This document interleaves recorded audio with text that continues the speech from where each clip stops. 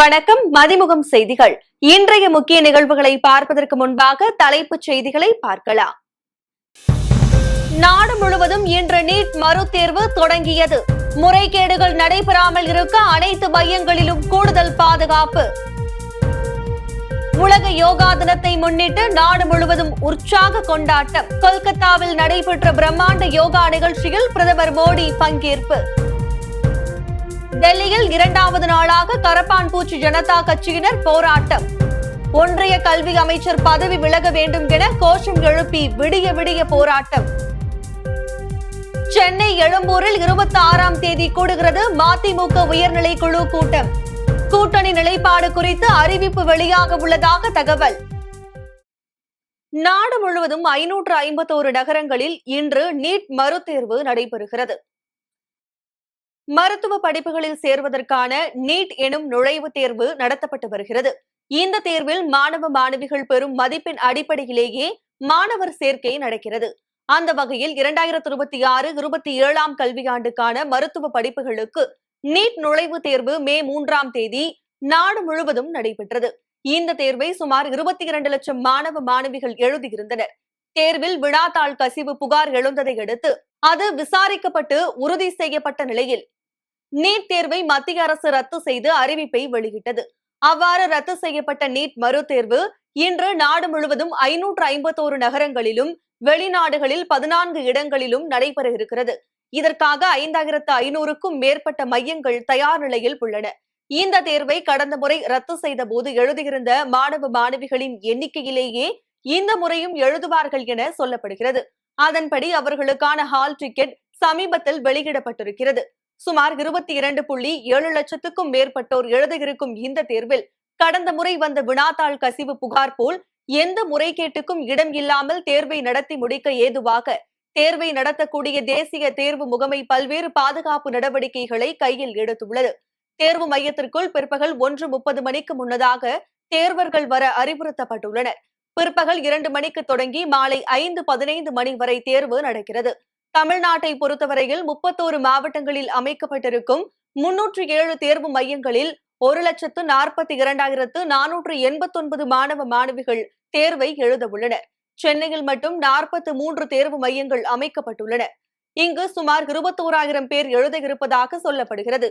எந்த முறைகேட்டுக்கும் இடம் இல்லாமல் தேர்வை சரியாக நடத்தி முடிக்க வேண்டும் என்று அனைத்து மாவட்ட ஆட்சியர்களுக்கும் தலைமைச் செயலாளர் உத்தரவு பிறப்பித்தார். கடந்த முறை தேர்வு ரத்து செய்யப்பட்டதால் இந்த மறுதேர்வுக்கு கடுமையான கட்டுப்பாடுகள் பின்பற்றப்பட்டு வருகிறது. சர்வதேச யோகா தினத்தையொட்டி பிரதமர் மோடி பொதுமக்களுடன் சேர்ந்து யோகாசனம் செய்து அசத்தினார். உலகம் முழுவதும் இன்று சர்வதேச யோகா தினம் கொண்டாடப்படுகிறது. இதையொட்டி பல நாடுகளில் சிறப்பு யோகா பயிற்சி நிகழ்ச்சிகள் நடத்தப்படுகிறது. இந்தியாவிலும் வழக்கமான உற்சாகத்துடன் இந்த தினம் கொண்டாடுவதற்கான நடவடிக்கை எடுக்கப்பட்டுள்ளது. இந்த ஆண்டு ஆரோக்கியமான முதுமைக்கான யோகா என்ற கருப்பொருளில் நடத்தப்படும் யோகா தின கொண்டாட்டங்களுக்காக நாடு முழுவதும் சிறப்பு ஏற்பாடுகள் செய்யப்பட்டுள்ளன. இதில் முக்கிய நிகழ்வாக பிரதமர் மோடி தலைமையில் கொல்கத்தாவில் யோகா பயிற்சி நடைபெற்றது. நாடு தழுவிய அமர்வாக காலை 6:30 மணிக்கு தொடங்கிய இந்த நிகழ்வில் முதலில் பிரதமர் மோடி உரை நிகழ்த்தினார். அதன் பின்னர் அவரது தலைமையில் பல்வேறு யோகா பயிற்சிகள் நடைபெற்றன. இதில் அவருடன் 35,000 பேர் பங்கேற்றனர். இதில் யோகா பயிற்சி நிறுவனங்கள், பள்ளிகள், கல்லூரி மாணவ மாணவிகள் உட்பட ஏராளமானோர் கலந்து கொண்டனர். கொல்கத்தாவின் பல்வேறு பகுதிகளில் சிறப்பு யோகா பயிற்சிகளுக்கும் ஏற்பாடு செய்யப்பட்டது. இதில் 10 லட்சம் பேர் பங்கேற்றதாக கூறப்படுகிறது. மேற்கு வங்காளத்தில் பிரதமர் மோடி தலைமையில் தேசிய யோகா நிகழ்வு நடைபெற்றது. இதுவே முதல் முறை என்றும் சொல்லப்படுகிறது. டெல்லியில் இரண்டாவது நாளாக கரப்பான்பூச்சி ஜனதா கட்சியினர் போராட்டத்தில் ஈடுபட்டனர். சிபிஎஸ்இ விடைத்தாள், டிஜிட்டல் மதிப்பீடு குளறுபடிகள் மற்றும் நீட் வினாத்தாள் கசிவு போன்றவற்றுக்கு பொறுப்பேற்று மத்திய கல்வி அமைச்சர் தர்மேந்திர பிரதான் பதவி விலக வேண்டும் என்ற கோரிக்கையை வலியுறுத்தி கரப்பான்பூச்சி ஜனதா கட்சியினர் போராட்டம் நடத்தி வருகின்றனர். டெல்லி ஜந்தர் மந்தர் ரோட்டில் நேற்று இரண்டாவது முறையாக மீண்டும் போராட்டம் நடைபெற்றது. இந்த போராட்டத்தில் பங்கேற்க டெல்லி மட்டுமல்லாது பல்வேறு மாநிலங்களிலிருந்தும் மாணவர்கள், இளைஞர்கள் கலந்து கொண்டனர். மாலை 6 மணியளவில் போராட்டக்காரர்களை கலைந்து செல்லுமாறு போலீசார் அறிவுறுத்தினர். ஆனால் போராட்டக்காரர்கள் விடிய விடிய போராட்டத்தில் ஈடுபட்டனர். நேற்று இரவு முதல் போராட்ட களத்தில் உள்ள கழிவறைகளுக்கான தண்ணீர் விநியோகம் துண்டிக்கப்பட்டுள்ளதாக அக்கட்சியைச் சேர்ந்த அபிஜித் திப்கே குற்றம் சாட்டியுள்ளார். தங்களின் கோரிக்கை நிறைவேறும் வரை இந்த அறப்போராட்டம் ஓயாது என்றும் போராட்டக்காரர்கள் உறுதியுடன் தெரிவித்துள்ளனர். இரண்டாவது நாளாக ஜந்தர் மந்தரில் போராட்டம் நடைபெற்று வருவதால் அங்கு பலத்த பாதுகாப்பு போடப்பட்டுள்ளது. சென்னை எழும்பூரில் வரும் 26ஆம் தேதி காலை 10 மணிக்கு மதிமுக உயர்நிலை குழு கூட்டம் நடைபெறுகிறது. மதிமுக உயர்நிலை குழு கூட்டம் ஜூன் 26ஆம் தேதி நடைபெறும் என்று அந்த கட்சியின் அவைத் தலைவர் அர்ஜுனராஜ் தெரிவித்துள்ளார். அண்மை காலமாக தாவேகவுக்கு ஆதரவான நிலைப்பாட்டை மதிமுக எடுத்து வருவதாக தெரிகிறது. மதிமுக பொதுச் செயலாளர் வைகோ, முதன்மை செயலாளர் துரை வைகோ ஆகியோர் மதிமுகவின் அரசியல் நிலைப்பாடு குறித்து கட்சி பொதுக்குழுவில் நிர்வாகிகளின் கருத்தை அறிந்து தலைமை முடிவு செய்யும் என்று கருத்து தெரிவித்து வருகின்றனர். இந்த கூட்டத்தில் அரசியல் ரீதியான விஷயங்கள் விவாதிக்கப்பட்டு நிர்வாகிகளின் கருத்துக்களை கேட்டு தலைமை முடிவெடுக்கும் என்று துரை வைகோ முன்னதாக தெரிவித்திருந்தார். உள்ளாட்சி தேர்தலில் தாவேகவுடன் கூட்டணி அமைப்பது குறித்து முடிவெடுக்கவில்லை எனவும் மதிமுக பொதுக்குழுவை கூட்டி ஆலோசனை நடத்திய பிறகு எங்களது நிலைப்பாட்டை அறிவிப்போம் என்று வைகோவும் அண்மையில் தெரிவித்திருந்தார். இதனால் மதிமுக திமுக கூட்டணியிலிருந்து விலகி விஜயின் தாவேகவுடன் கூட்டணி சேர வாய்ப்பிருப்பதாக அரசியல் விமர்சகர்கள் கருத்து தெரிவித்து வருகின்றனர். இந்த நிலையில் சென்னை எழும்பூரில் வரும் 26ஆம் தேதி காலை 10 மணிக்கு மதிமுக உயர்நிலை குழு கூட்டம் நடைபெறுகிறது. மதிமுக அவைத் தலைவர் அர்ஜுனராஜ் தலைமையில் உயர்நிலை குழு கூட்டம் நடைபெறும் என அறிவிக்கப்பட்டுள்ளது.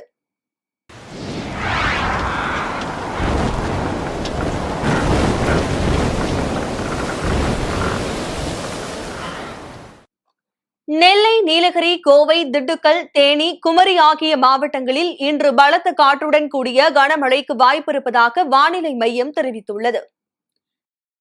சென்னை வானிலை ஆய்வு மையம் வெளியிட்டுள்ள அறிக்கையில் சுமார் 3.1 கிலோமீட்டர் உயரத்தில் வடக்கு லட்சத்தீவு மற்றும் அதனை ஒட்டிய பகுதிகளின் மேல் ஒரு வளிமண்டல காற்றழுத்த சுழற்சி நிலவுகிறது. இதன் காரணமாக தமிழகத்தில் ஒரு சில இடங்களில் இடி மின்னலுடன் கூடிய லேசானது முதல் மிதமான மழை பெய்யக்கூடும் என்று தெரிவித்துள்ளது.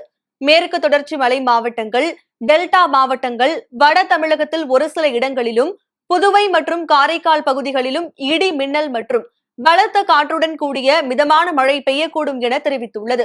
திருநெல்வேலி மாவட்டத்தின் மலைப்பகுதிகள் மற்றும் நீலகிரி, கோயம்புத்தூர், திண்டுக்கல், தேனி, கன்னியாகுமரி மாவட்டங்களில் ஓரிரு இடங்களில் இடி மின்னல் மற்றும் பலத்த காற்றுடன் கூடிய கனமழை பெய்யக்கூடும் என்றும் தெரிவிக்கப்பட்டுள்ளது. வேளாண் வளர்ச்சியை பாதிக்கும் திட்டத்தை தமிழக அரசு உடனடியாக ரத்து செய்ய வேண்டும் என அன்புமணி வலியுறுத்தியுள்ளார். தமிழ்நாட்டில் முந்தைய திமுக ஆட்சியால் கொண்டுவரப்பட்டு சட்டப்பேரவை தேர்தலுக்கு முன் நிறுத்தி வைக்கப்பட்டிருந்த உழவர் அலுவலர் தொடர்பு 2.0 திட்டத்தை செயல்படுத்துவதற்கும் இந்த திட்டத்தின்படி வேளாண் துறை அலுவலர்கள் மேற்கொள்ள வேண்டிய பணிகளை பட்டியலிட்டும் புதிய அரசாணை பிறப்பிக்கப்பட்டிருக்கிறது. பாமக தலைவர் அன்புமணி ராமதாஸ் வெளியிட்டுள்ள அறிக்கையில் வேளாண் துறை அதிகாரிகளுக்கு மட்டுமின்றி உழவர்களுக்கும் பெரும் பாதிப்பை ஏற்படுத்தும் இந்த திட்டத்தை செயல்படுத்த தாவேக அரசு முயல்வது நியாயமல்ல என குறிப்பிட்டுள்ளார். வேளாண் அதிகாரிகளின் எதிர்ப்பால் நிறுத்தி வைக்கப்பட்ட ஒரு திட்டத்தை புதிய அரசு செயல்படுத்தக் கூடாது என்றும் இந்த திட்டத்தை செயல்படுத்துவதன் மூலம் வேளாண் துறை வீழ்ச்சிக்கு வழிவகுத்துவிடக் கூடாது எனவும் தெரிவித்துள்ளார். உழவர்களின் நலனை கருத்தில் கொண்டு உழவர் அலுவலர் தொடர்பு 2.0 திட்டத்தை தமிழக அரசு உடனடியாக ரத்து செய்ய வேண்டும் என்றும் வலியுறுத்தியுள்ளார். திமுகவும் அதிமுகவும் இணைந்தால் கூட ஆச்சரியப்படுவதற்கு ஒன்றுமில்லை என மார்க்சிஸ்ட் கம்யூனிஸ்ட் கட்சியின் மாநில செயலாளர் பே. சண்முகம் தெரிவித்துள்ளார். தாவேகவுக்கு ஆதரவு அளித்ததன் மூலம் திமுக ஆதரவுடன் அதிமுக ஆட்சி என்ற தவறு நிகழாமல் தடுத்துள்ளோம் என மார்க்சிஸ்ட் கம்யூனிஸ்ட் மாநில செயலாளர் சண்முகம் நேற்று முன்தினம் பரபரப்பு கருத்தை வெளிப்படுத்தினார். இதற்கு பதிலளிக்கும் வகையில் பேசிய திமுக அமைப்பு செயலாளர் RS பாரதி, அதிமுகவுடன் திமுக கூட்டணி வைத்திருந்தால் என்ன தவறு என்று கேள்வி எழுப்பினார். இந்த நிலையில் மார்க்சிஸ்ட் கம்யூனிஸ்ட் கட்சியின் மாநில செயலாளர் பே. சண்முகம் தனது எக்ஸ் பதிவில் சித்தாந்த ரீதியாகவும் செயல்பாட்டு ரீதியாகவும் திமுகவையும் அதிமுகவையும் சமமாக கருத முடியாது என கூறினார். தேர்தல் அரசியலில் ஓட்டு வாங்குவதற்காக அவர்கள் சாதிய பாகுபாடுகள் மற்றும் ஆணவ கொலைகளுக்கு எதிராக களத்தில் நின்று போராடுவதில்லை என்றும் இவ்வாறு தம் கொள்கைகளில் பல சமரசங்களை செய்து கொண்டு தங்களை தாழ்த்தி கொண்டுள்ளதாக தெரிவித்துள்ளார். வரும் காலத்தில் திமுகவும் அதிமுகவும் இணைந்து ஒரே கட்சியாக செயல்பட்டால் கூட ஆச்சரியப்படுவதற்கு ஒன்றுமில்லை என்றும் கூறியுள்ளார். சர்வதேச தந்தையர் தினத்தை முன்னிட்டு முன்னாள் முதலமைச்சர் மு.க. ஸ்டாலின் வாழ்த்து தெரிவித்துள்ளார். முன்னாள் முதலமைச்சரும் திமுக தலைவருமான மு.க. ஸ்டாலின் தந்தையர் தின வாழ்த்து தெரிவித்துள்ளார்.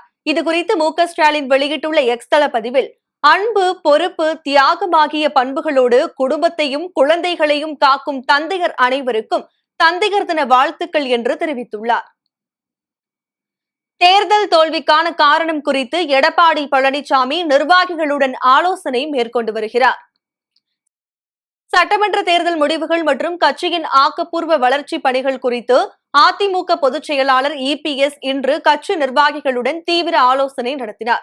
சென்னை ராயப்பேட்டையில் உள்ள தலைமை அலுவலகத்தில் முதற்கட்டமாக நாகை மற்றும் மயிலாடுதுறை மாவட்ட நிர்வாகிகளுடன் சந்திப்பு நடத்தினார். இதனைத் தொடர்ந்து கட்சியின் எதிர்கால நடவடிக்கைகள் குறித்து அனைத்து மாவட்ட வாரியான நிர்வாகிகளையும் அவர் நேரில் சந்தித்து ஆலோசிக்க திட்டமிட்டுள்ளார். காஞ்சிபுரம் மாவட்டம் உத்திரமேரூர் அருகே பள்ளி வகுப்பறையில் ரீல்ஸ் எடுத்த தாவேக ஒன்றிய செயலாளர் ராஜேஷ் கட்சியிலிருந்து நீக்கப்பட்டுள்ளார். காஞ்சிபுரம் உத்திரமேரூர் அருகே தளவராம்பூண்டி ஊராட்சி ஒன்றிய பள்ளி வகுப்பறைக்கு சென்ற தாவேக ஒன்றிய செயலாளர் ராஜேஷ் மற்றும் 20க்கும் மேற்பட்ட தாவேகவினர் அங்கிருந்த மாணவ மாணவிகளிடம் விஜயின் புகைப்படத்தை காட்டி இவர் யார் என கேட்டனர். அப்போது மாணவர்கள் விஜய் என சொன்னதும் அங்கிருந்த சிலர் விஜய் அண்ணா என சொல்லுமாறு கூறினர். இதையடுத்து வகுப்பறையில் விஜயின் படத்தை எங்கு மாட்டுவது என ஆலோசனை நடத்தினர். பின்னர் விஜயின் புகைப்படத்தை வகுப்பறையில் மாட்டி ரீல்ஸ் எடுத்தனர். இந்த ரீல்ஸ் வைரலான நிலையில் அரசியல் கட்சியினர் கடும் கண்டனங்களை தெரிவித்தனர். இதனைத் தொடர்ந்து தாவேக நிர்வாகி ராஜேஷ் கட்சியிலிருந்து அதிரடியாக நீக்கப்பட்டுள்ளார். கட்சிக்கு அவப்பெயர் ஏற்படுத்தும் செயல்களை செய்ததால் அவர் கட்சியிலிருந்து நீக்கப்படுவதாக காஞ்சிபுரம் மாவட்ட செயலாளரும் அமைச்சருமான தென்னரசு அறிவித்துள்ளார். திருப்பதி கோவிலில் ஒரே நாளில் 74,000 பக்தர்கள் சாமி தரிசனம் செய்தனர். திருப்பதி ஏழுமலையான் கோவிலில் தினமும் பல்லாயிரக்கணக்கான பக்தர்கள் வருகை தந்து சாமி தரிசனம் செய்து வருகின்றனர். விடுமுறை மற்றும் விசேஷ தினங்களில் பக்தர்களின் எண்ணிக்கை மேலும் அதிகரித்து காணப்படுவது வழக்கம். இந்த நிலையில் திருமலையில் நேற்று முன்தினம் மொத்தம் 74,128 பக்தர்கள் ஏழுமலையானை தரிசனம் செய்துள்ளதாக தகவல் வெளியாகியுள்ளது. பக்தர்கள் செலுத்திய உண்டியல் காணிக்கை 3.58 கோடியாகவும் 36,053 பக்தர்கள் முடி காணிக்கை செலுத்தியுள்ளதாகவும் கோவில் நிர்வாகம் தெரிவித்துள்ளது. மேகதாது அணை விவகாரத்தில் காங்கிரஸ் கட்சி இரட்டை வேடம் போடுவதாக பாஜக மூத்த தலைவர் தமிழிசை சவுந்தரராஜன் தெரிவித்துள்ளார். வேலூர் மாவட்டம் குடியாத்தம் தனியார் கல்லூரியில் சர்வதேச யோகா தின நிகழ்ச்சி நடைபெற்றது. இந்த நிகழ்ச்சியில் சிறப்பு அழைப்பாளராக பாஜக மூத்த தலைவர் தமிழிசை சவுந்தரராஜன் கலந்து கொண்டார். பின்னர் செய்தியாளர்களை சந்தித்த அவர், தமிழ்நாடு காங்கிரஸ் அமைச்சர்கள் மேகதாது அணையை தடுக்க முடியவில்லை என்றால் இவர்களுடைய நிலை என்ன என கேள்வி எழுப்பினார்.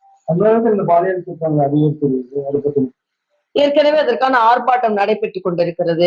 முதலமைச்சர் அதில் தனி கவனம் செலுத்துவார் என்று நான் நினைக்கிறேன். ஏனென்றால் ஒவ்வொரு முறை பாலியல் பலாத்காரம் நடைபெறும் பொழுதும் இவையெல்லாம் கட்டுப்படுத்தப்பட வேண்டும் என்று மிகுந்த ஆதங்கத்தோடு நாம் எல்லாம் சொல்லிக் கொண்டிருக்கிறோம். அதனால நாங்கள் ஏற்கனவே ஆர்ப்பாட்டம் நடத்தி இருக்கிறோம். முதலமைச்சர் இதில் தனி கவனம் செலுத்துவார் என்று நான் செலுத்த வேண்டும் என்று நான் வேண்டி கேட்டுக்கொள்கிறேன்.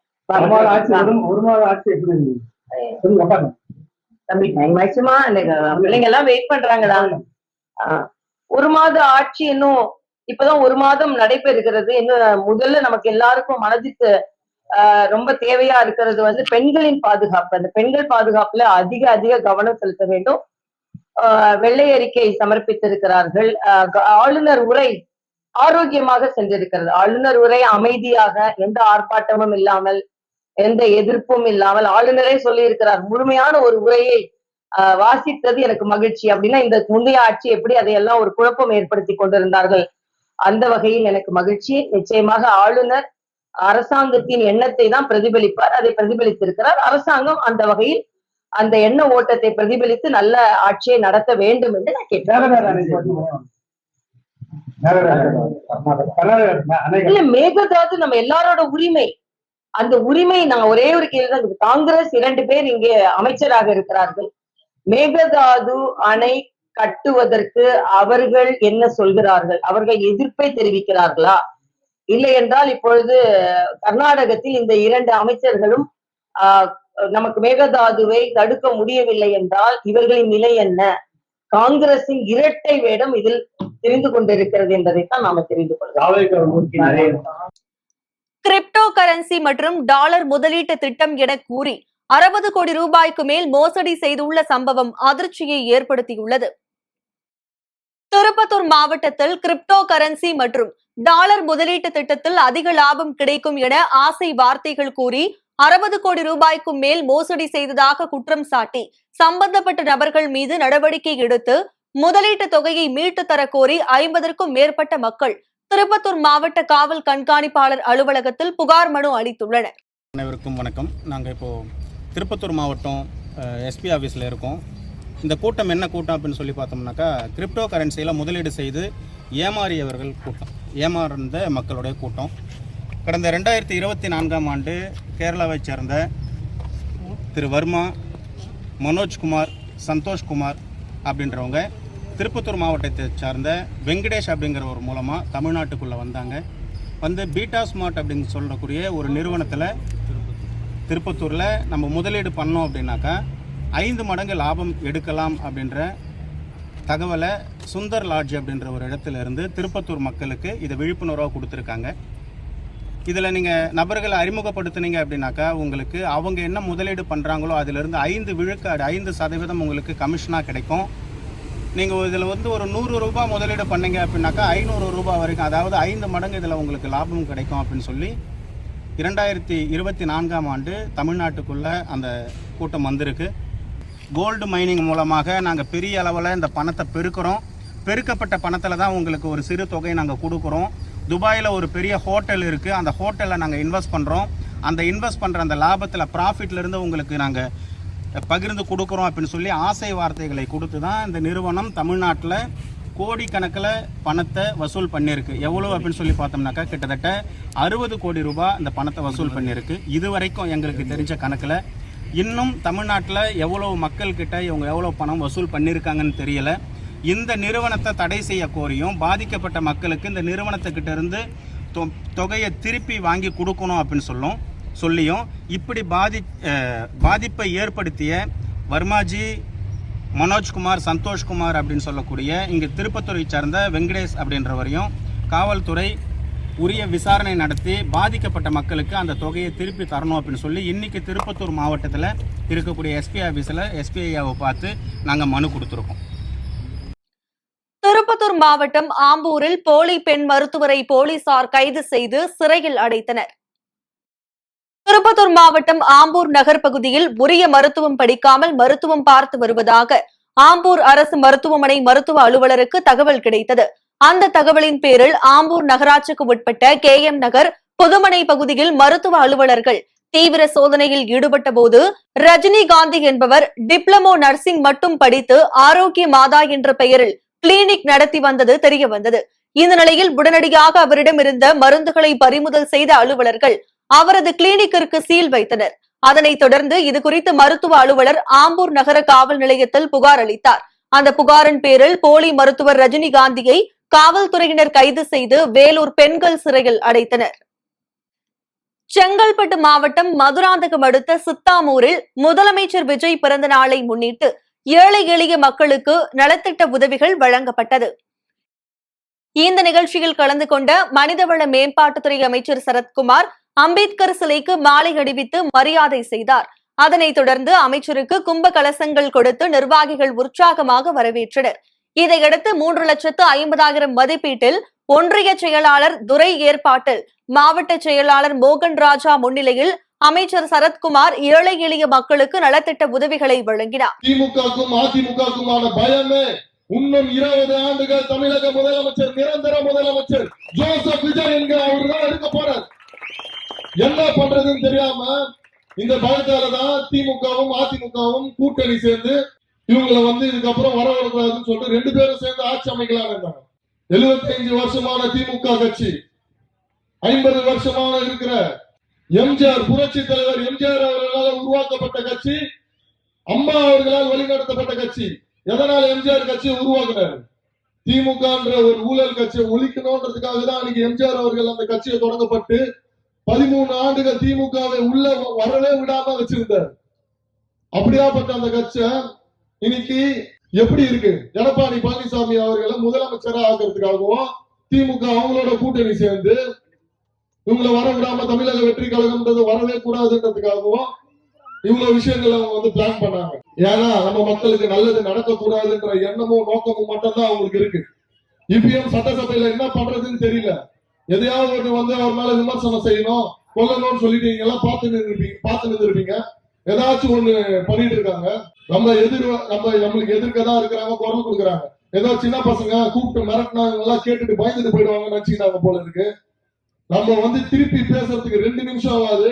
அதுவும் நாங்க சின்ன பசங்க ஒரு மூத்த அரசியல்வாதிகளை திருப்பி பேசினா அந்த அசிங்கம்ன்றது கூட அவங்களுக்கு அது தெரிய மாட்டுது. ஆனா நம்ம தமிழக முதலமைச்சர் அவர்களோட எப்படி அந்த தன்மையும் அவங்களோட வழியில வளர்ந்த நாங்க அவர் என்ன சொல்றாரோ அதை மட்டும் தான் நாங்க கேட்டு நடந்துப்போம். பாஜகவின் பி டீமாக தாவேக அரசு செயல்பட்டு வருவதாக திமுக மாநில மாணவர் அணி செயலாளர் வீரமணி தெரிவித்துள்ளார். சேலம் மாவட்டம் எடப்பாடி சட்டமன்ற தொகுதிக்குட்பட்ட கொங்கணாபுரம் ஒன்றியம் வெள்ளாளபுரத்தில் சேகர் புவனேஸ்வரி தம்பதியின் மகள் கோபிகா நீட் தேர்வுக்கு தயாராக இருந்த நிலையில் தற்கொலை செய்து கொண்டார். இதையடுத்து சேலம் மாவட்ட திமுக சார்பில் வெள்ளாளபுரம் மாரியம்மன் கோவில் திடலில் இருந்து மாணவி கோபிகா இல்லம் வரை நீட் தேர்வுக்கு எதிராக அச்சிடப்பட்ட பதாகைகளை ஏந்தியபடி மௌன ஊர்வலமாக சென்று மாணவி கோபிகாவின் உருவப்படத்திற்கு மாலை அணிவித்து மலர் தூவி அஞ்சலி செலுத்தினர். இதில் மேற்கு மாவட்ட திமுக செயலாளரும் சேலம் நாடாளுமன்ற உறுப்பினருமான TM செல்வ கணபதி, முன்னாள் அமைச்சர் ராஜேந்திரன், திமுக மாநிலங்களவை உறுப்பினர் SR சிவலிங்கம், திமுக மாநில மாணவர் அணி செயலாளர் வீரமணி உள்ளிட்ட திமுக நிர்வாகிகள் கலந்து கொண்டனர். தொடர்ந்து திமுக மாநில மாணவர் அணி செயலாளர் வீரமணி பத்திரிகையாளர்களை சந்தித்தார். அப்போது மத்திய அரசு நீட் தேர்வு கொண்டு வந்ததால் தமிழகத்தில் பல்வேறு மாணவ மாணவிகள் உயிரிழப்புகள் அதிக அளவில் நிகழ்ந்துள்ளதாக கூறினார். இளம் தலைவர் அவர்களுடைய வழிகாட்டுதலோடு வரும் ஜூன் 23ஆம் தேதி சைதாப்பேட்டை கலைஞர் வளைவில் நாங்கள் மாபெரும் ஆர்ப்பாட்டத்தை நீட்டுக்கு எதிர்த்தும் விபிஎஸ்சி பல்கலைக்கழகங்களை இழுத்து மூடக்கூடிய அந்த திட்டம். ஏன்னா விபிஎஸ்சி அப்படிங்கிறது எப்படி வந்து நீட் மாதிரி இப்போ பிஏ, பிகாம், பிஎஸ்சி இது போன்ற சாதாரண பட்டப்படிப்புகளுக்கும் இனி என்ட்ரன்ஸ் எக்ஸாம் வைக்கப்படும் அப்படிங்கிறது விபிஎஸ்சி மசோதாவும். இதையும் திரும்ப பெற வேண்டும் என்று வலியுறுத்தி மாபெரும் ஆர்ப்பாட்டம் நடத்த உள்ளோம். மாணவர்களும் மாணவர் நிர்வாகிகளும் கலந்து கொள்ளுமாறு அன்போடு கேட்டுக்கொள்கிறேன். இங்கு நம்மளுடைய சேலம் மாவட்ட கழக செயலாளர்கள் சார்பாக இன்று கோபிகா அவங்களுடைய குடும்பத்திற்கு நிதியுதவி 1 லட்சம் ரூபாய் வழங்கப்பட்டு இருக்கின்றது. தாவேக அரசு தற்பொழுது இவ்வளவு கொடுமைகள் நீட்டை கடுமையாக எதிர்த்து வருகின்ற இந்த தருணத்தில் நேற்று பாத்தீங்க அப்படின்னா நீட் தேர்வை ஒழுங்குபடுத்துவதற்காக நோடல் அதிகாரியை நியமிச்சிருக்காங்க. அப்போ நீங்க நீட்டை ஆதரிக்கிறீங்களா? சிஎம் சார், நீங்க வந்து நீட்டை ஆதரிச்சு இன்னைக்கு நோடல் அதிகாரி கொண்டு வந்திருக்கீங்கன்னா அப்ப நீங்க பாஜகவோட பி டீம் தானே? பாஜகவின் கைப்பாவையாக நீங்க செயல்பட்டுட்டு வர்றீங்க. அதை நாங்க வன்மையாக திராவிட முன்னேற்ற கழகம் சார்பாக இந்த நேரத்தில் நாங்க கண்டிச்சுக்கிறோம். எங்களுடைய இளம் தலைவர் அவர்கள் இதுக்காக பெரிய பெரிய போராட்டங்கள் முன்னெடுப்பார் என்று இந்த நேரத்தில் தெரிவித்துக் கொள்கிறேன். பாலியல் குற்றங்களை தடுக்க கடுமையான சட்டங்கள் இயற்றப்பட வேண்டும் என தமிழ்நாடு தௌஹீத் ஜமாத் மாநில பொதுச் செயலாளர் அப்துல் ரஹீம் தெரிவித்துள்ளார்.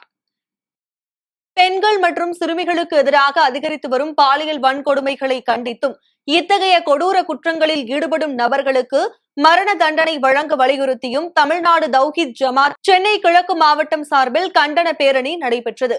சென்னை ECR சாலை காணத்தூரில் துவங்கிய இந்த பேரணி சுமார் 2 கிலோமீட்டர் தூரம் சென்று காணத்தூர் ரெட்டிக்குப்பம் சாலையில் நிறைவடைந்தது. அதனுடைய ஒரு பகுதியாக இன்றைய தினம் செங்கல்பட்டு கிழக்கு மாவட்டத்தின் சார்பாக காணத்தூரில ஆயிரக்கணக்கான பெண்களும் சிறுமிகளும் பங்கு கொண்டிருக்கக்கூடிய இந்த விழிப்புணர்வு பேரணி இப்பொழுது நடைபெற்றுக் கொண்டிருக்கின்றது.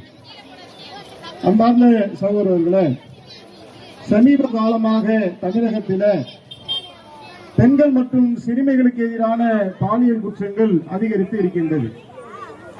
ஆட்சிகள் மாறினாலும் காட்சிகள் மாறவில்லை.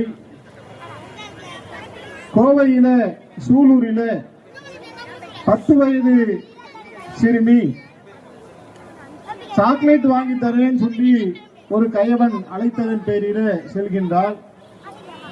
அந்த கயவன் அந்த பெண்ணை சீரழித்து புரூட்டல் மர்டர் என்று சொல்வார்கள். மிக கொடூரமாக சித்திரை வதை செய்து கொலை செய்வது. அதுபோல் அந்த குழந்தையை சித்திரவதை செய்து அவன் படுகொலை செய்கின்றான்.